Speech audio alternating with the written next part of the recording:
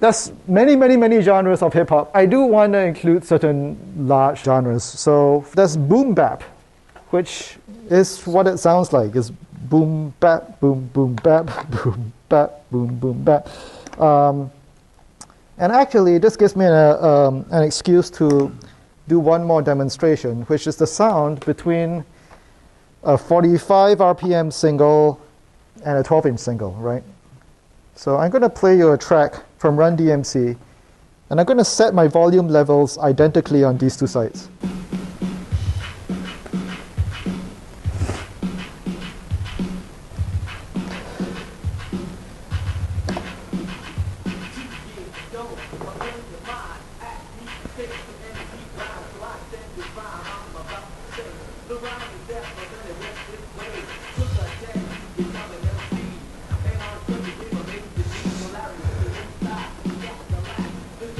All right, so that's the volume of a 7-inch 45 RPM single, all right?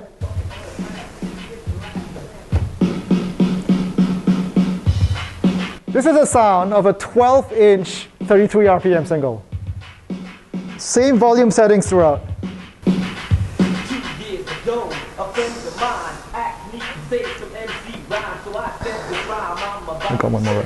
the rhyme is deaf, and then it went this way. Took a step, you become an MC. And on the foot, the game of me, so Larry put me inside. That's the last. The shit was so far, so we never came back. They cut the record down to the bone, and now they got me rocking on the microphone, and then we talking on the... All right, and this is what the album sounds like. Back down again, right? So hopefully this gives you an idea of why DJs like 12-inch singles. First of all, they were just plain louder. There's a lot more bass. Because the grooves are actually further apart on a single, it doesn't skip as easily. One thing about hip-hop is that it's very competitive. Not like disco, which is all about, you are here to express yourself, be free. It's a philosophy that makes me love disco. Whereas hip-hop is very much, who's the best on the dance floor, who's the best rapper, who's the best DJ crew, who's the best DJ. I have a theory that hip-hop is very much people contesting who owns what. You made this record, but I'm a DJ, I'm going to use it to make my own music. The city may own the subway car, but I'm going to put my art on it, and everyone in the city is going to see it. So who owns that? If you're going to paint something on a wall, I'm going to paint over it. That's all of you couples having a good time, but when the breaks come, that dance floor is ours, right? There are, of course, records where rappers actually do that contest through their music. Here's one. It's about Queensbridge, which is in Queens. It's a neighborhood. It's a group of apartment buildings. And they're claiming their ownership of hip-hop.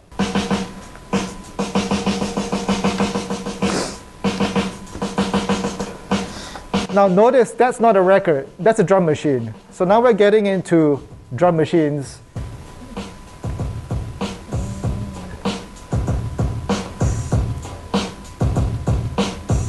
Ladies and gentlemen, we got MC Sham from all in the house tonight. He just came from off tour. They want to tell you a little story about where they come from. And you have digital samples on the voice. That's not a record. You love to hear the story again and again of how it all got started way back when. The monument is right in your face. Sit and listen for a while to the name of the place. The break, the break, the break, the break, the break, the break, the break, the break, the break, the break, the break, the break, the break, the break. We'll give them one verse. Pop was set out in the dark. They used to do it out in the park. Every place they said his name and bring it along. Otherwise known as me, T-Tom. A brother who's known for his rap. Jabby Jack. Larry Laugh, third least not last. A cool brother by the name of Gas. Fake brothers made you get loose. They was down with the brother called Cousin Bruce. They used to jam in the center. You had to pay so you could enter. Go to the door, get frisked just in order to get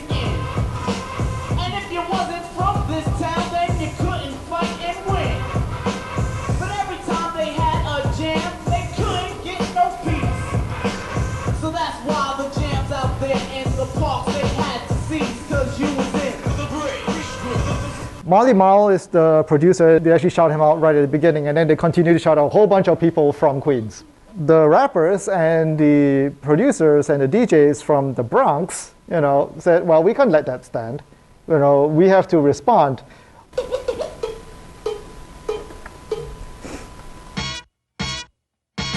Yo, what's up, Blast Master KRS-One? This jam is kicking.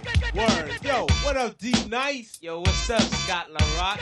Yo, man, we chilling this funky fresh jam. I want to tell you a little something about us. We're the Boogie Down Production crew. And due to the fact that no one outside there knew what time it was, we have to tell you a little story about where we come from.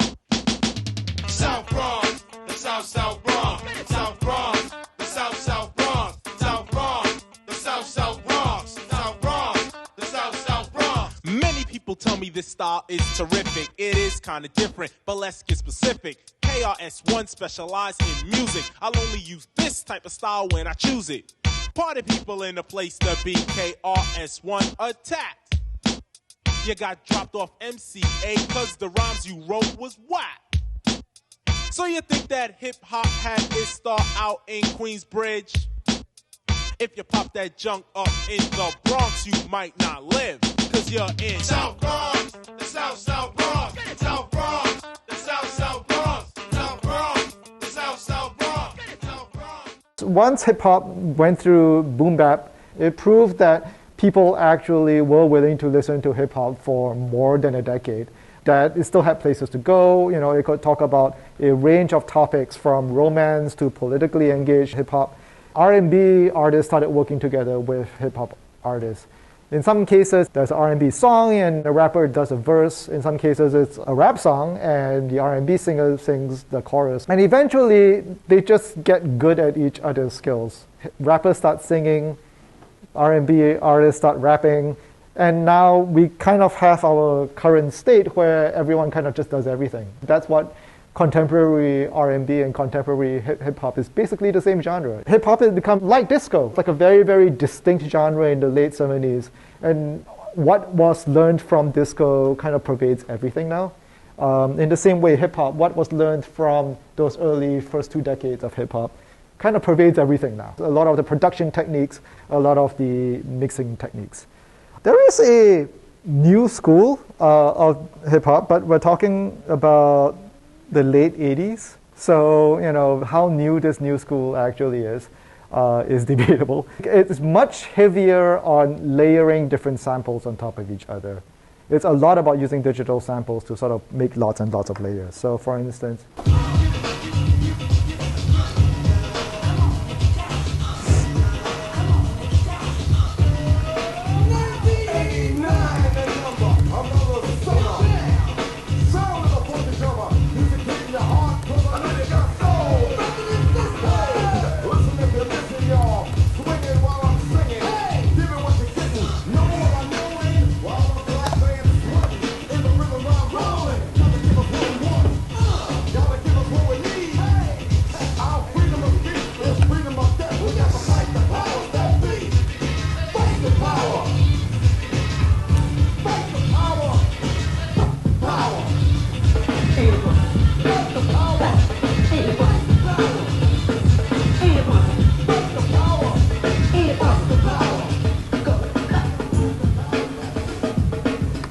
so this is James Brown's Funky Drummer Beat.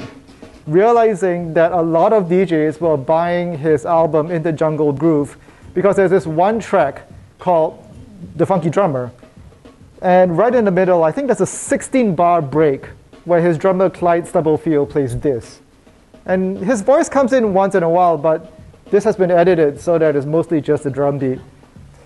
You can sort of hear him go, ha, every once in a while. And so what he did was in the following repress of his album, he added a new track, which is just basically the break edited into 4-minute stretch, so that more DJs would actually buy his album and rap over it. I don't think there was like a systematic way for him to collect royalties yet, but eventually that did happen, and now he gets royalties. The sad part about it is that his drummer never really got any royalties for this. He got paid some sort of studio wage at the time when he was recording, but whatever contract he was on, he was not seeing a penny after that initial release.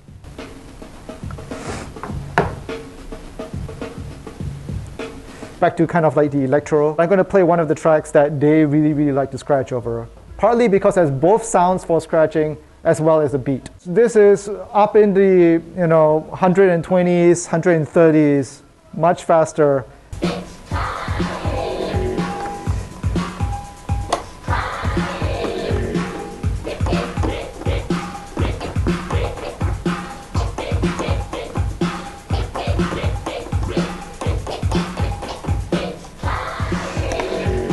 That takes us to freestyle.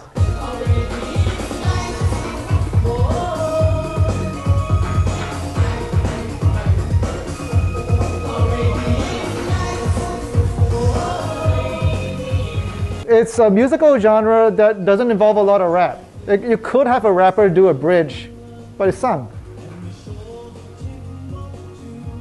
It's very 80s. All the instruments.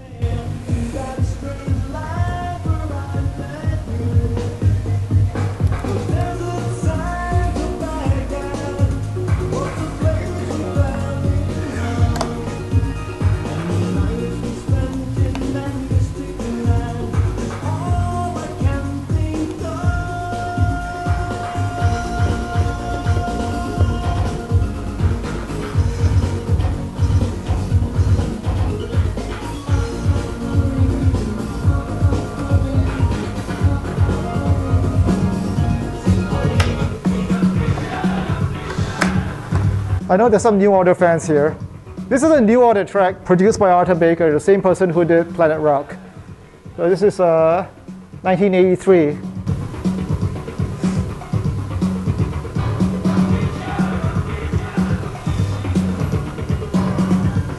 Again, it's a musical genre, but it comes out of those early experiments in electro in hip-hop. That's kind of why I put it outside of this cloud of hip-hop, because it clearly sounds different, but it wouldn't have existed without hip-hop. Coming more from sort of like the electro side of things. People know of Miami Bass? Tag team, back again. Check it, direct it, let's begin. Party on, party people, let me hear some noise. DC's in the house, come jump, rejoice. There's a party over here, a party over there. Wave your hands in the air, shake it there, yeah. 53 words when you getting busy. Whoa, there it is, hey man.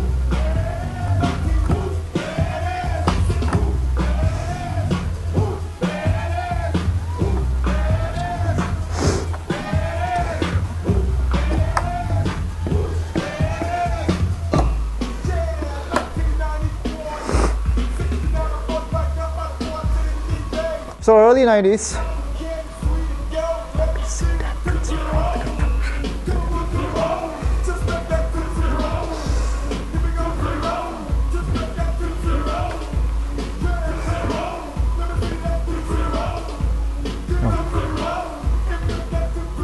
There are some hip-hop commentators who kind of bemoan the death of the DJ in hip-hop.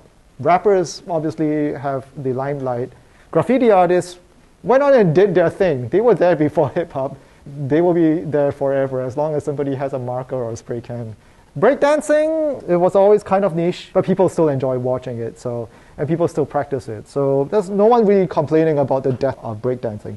But folks do talk about, is the hip-hop DJ a relic of the past? Do we just have producers now? Do we just have people making beats in studios rather than scratching with turntables? While there are a lot of people who still do that. And I kind of have two responses to that. That one, a lot of the things that hip-hop DJs used to do with old samples actually went worldwide, went outside of the United States, and there are genres where this whole idea of we're just going to mine old records for new sounds and make new songs out of that really, really was very popular in UK rave, for instance. Very, very popular in drum and bass and jungle.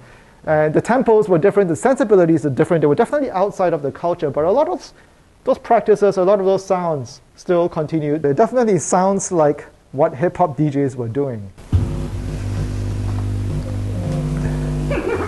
Honey, I got feeling that having you. Yeah.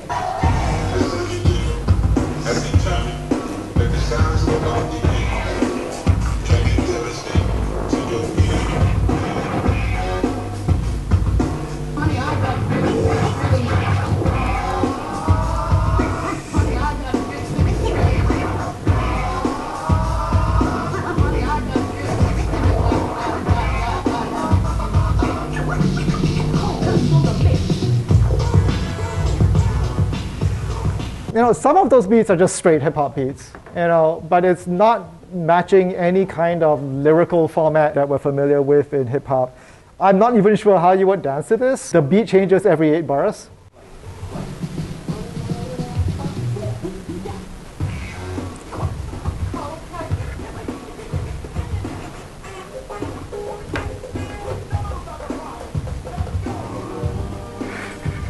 What's going on in this song? And then we have big beat, tracks like this. Right about now, the funk soul brother. Check it out now. This is a hip hop sample. So this is a sample from a hip hop record. Check it out now, the funk soul brother. Right about now, the funk soul brother. Check it out now. UK DJs were going like, well, if the US DJs from the Bronx can sample the music that came before them, we can sample the music that came before us, which includes hip hop, right?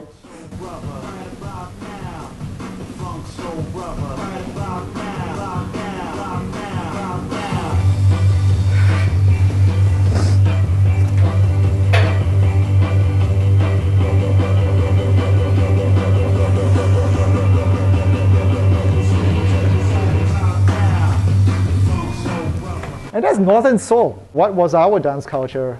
In the UK, it was Northern Soul. And so they're using Northern Soul beats, but they're mixing it and they're sampling hip-hop records and making their own genre. This particular genre is called big beat.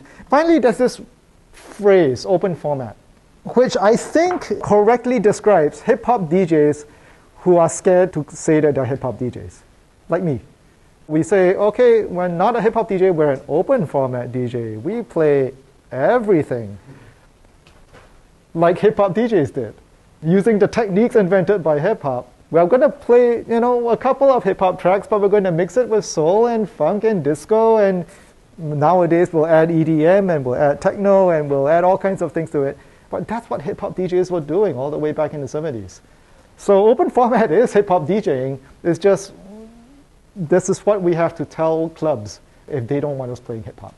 We're kind of sneaking in. There is a particular DJ named DJ AM. He was, at his time, the highest paid DJ in the world. And he was performing in Las Vegas. His way of mixing included, bringing in UK alternative rock and mixing it with hip-hop beats and vocals, Latin music to electro to rock, and constantly blending, switching genres every 2 or 3 songs. And he was inspirational enough that a lot of people wanted to learn how to mix just like him. But if you actually listen closely, his source material was up to date. He was mostly active in the early 2000s. So he was pulling from newer sources, but he was mixing in the hip-hop style. So if you were to ask him, he'd say that he's a hip-hop DJ. But anyone who copies him kind of declares their open format, simply because he was playing different records.